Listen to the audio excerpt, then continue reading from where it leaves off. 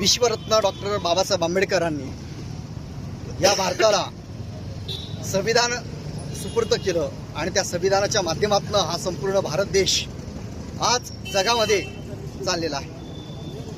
भारत देशामध्ये संविधानाच्या माध्यमातून 85% लोक या ठिकाणी SC ST NT VGNT आणि OBC ह्या महिला असतील त्याच पद्धतीने पुरुष असतील या सर्वांना या ठिकाणी समान अधिकार देण्याचं कार्य भारतीय संविधानाच्या माध्यमातून झालं।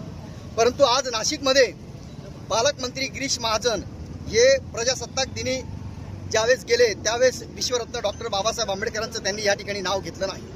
त्या ठिकाणी माझी भीमकन्या माधवी जाधव यांनी त्या ठिकाणी सांगितलं की डॉक्टर बाबासाहेब आंबेडकरांचं गिरीश महाजन यांनी या ठिकाणी नाव घेतलेलं नाही, आम्ही त्यांचा धिक्कार करतो आणि ती न्यूज संपूर्ण महाराष्ट्रभर पसरलेली आहे।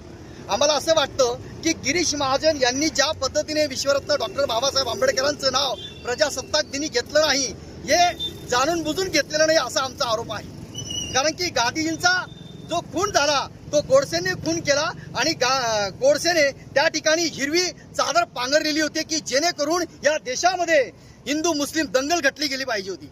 मग मला असं वाटतं आजचा गोडसे हा का, कारण की विश्वरत्न डॉक्टर बाबासाहेब आंबेडकरांचं या ठिकाणी नाव न घेणं म्हणजेच या ठिकाणी BJPचा हा गोडसे, या ठिकाणी आम्ही त्याचा धिक्कार करतो।